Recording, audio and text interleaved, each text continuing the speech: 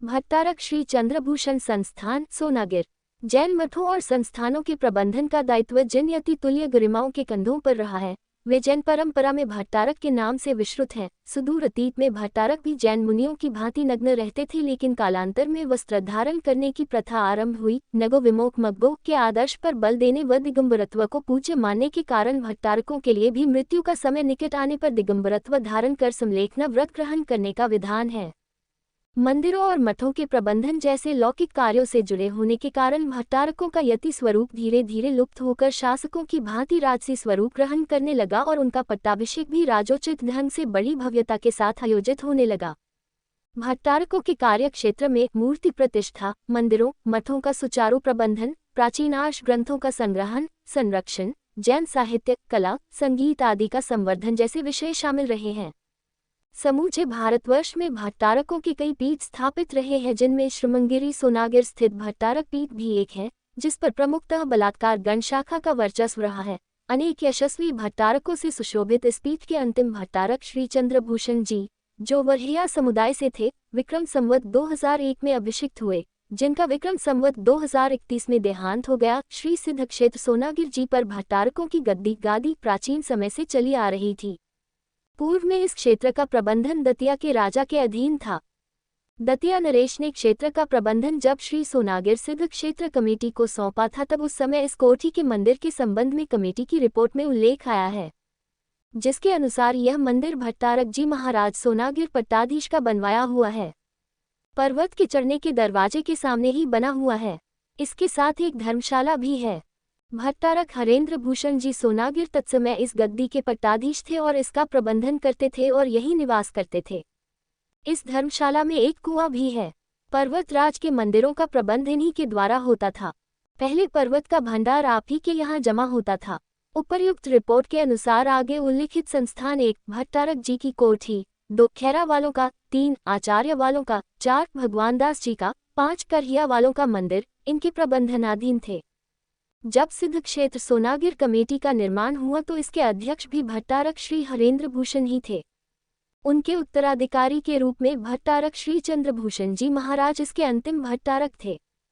योग्य शिष्य न मिलने के कारण भट्टारक श्री चंद्रभूषण जी ने अपने जीवनकाल में ही वरहिया समाज के प्रमुख लोगों से विमर्श कर अपने नियंत्रणाधीन परिसंपत्तियों के प्रबंधन के लिए एक प्रबंधकारिणी कमेटी का गठन किया था, जो भट्टारक गादी संस्थान के नाम से जानी जाती है, जिसमें मंदिर नंबर 8 व 9, शांतिनाथ मंदिर तथा उससे संबंधित अन्य संपत्ति, कोठी के सामने का चबूतरा, कुआं, आमोल वाली धर्मशाला, दखोबाई का मंदिर नंबर 11, परमसुख, लक्ष्मीचंद धनोरिया करहिया वालों का मंदिर नंबर 12, मंदिर नंबर 17 एवं उसकी धर्मशाला और उसका चबूतरा आदि की व्यवस्था जो भट्टारक जी के अधीन थी, उसकी समुचित और सुचारू व्यवस्था करने के लिए वरहिया समाज की एक कमेटी बनाने का जो सुझाव भट्टारक जी ने रखा था, उसके अनुरूप वरहिया जैन समाज ने एक कमेटी का गठन किया और उसका भट्टारक श्री चंद्रभूषण महाराज संस्थान गादी सोनागिर दतिया रजिस्टर्ड नामकरण किया गया।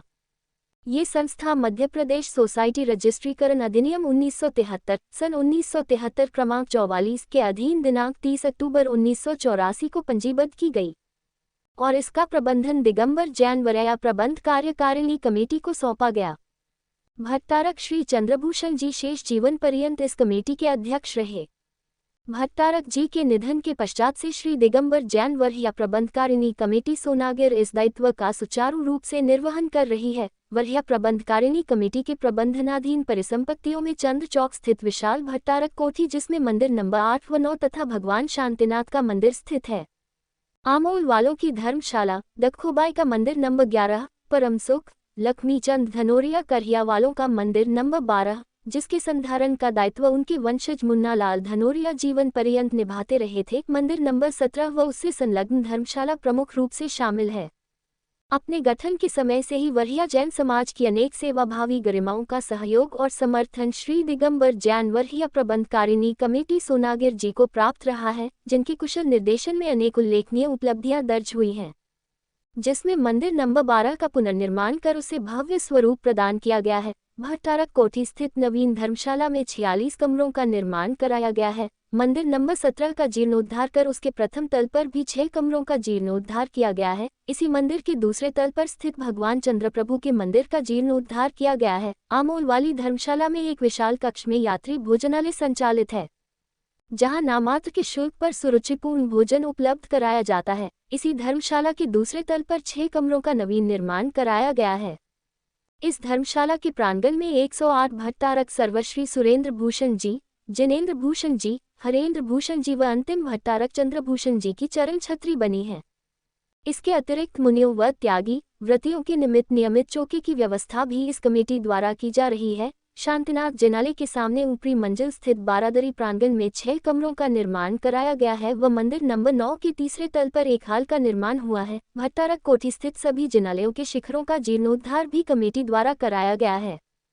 शांतिनाथ जिनालय के पर्वतराज की दिशा वाले भाग में 3 मंजिला भट्टारक श्री चंद्रभूषण धर्मशाला की पुनः साज सज्जा की गई है और इसमें पहले और दूसरे तल पर कुछ कमरों को वातानुकूलित किया गया है। भट्टारक कोठी स्थित मंदिर नंबर 8 में बहुमूल्य रत्नों की 24 स्थापित है, जो एक अप्रतिम संग्रह है। यहाँ स्थित शास्त्र भंडार में अति प्राचीन 925 ग्रंथों का बहुमूल्य दुर्लभ संग्रह है, जिसमें हमारी सांस्कृतिक धरोहर सुरक्षित है। चैत्य मनहर देव के नाम से सुविख्यात भगवान शांतिनाथ की 16 फीट उत्तुंग प्रतिमा, जो श्रेष्ठी पाड़ा शाह द्वारा प्रतिष्ठापित 16 अतिशयकारी प्रतिमाओं में से एक है और मूलतः चैत्य ग्राम करहिया में स्थापित थी, यहाँ विराजित है। कुछ वर्ष पूर्व पंचकल्याणक महामहोत्सव का गरिमापूर्ण आयोजन वरहियाजनों द्वारा किया गया था, जिससे अभूतपूर्व धर्म प्रभावना हुई। वर्तमान में सोनागिर रेलवे स्टेशन के नजदीक श्री विहसन सागर हॉस्पिटल का निर्माण कार्य प्रगति पर है। इस क्रम में बाउंड्री वॉल का निर्माण कार्य पूर्ण हो चुका है।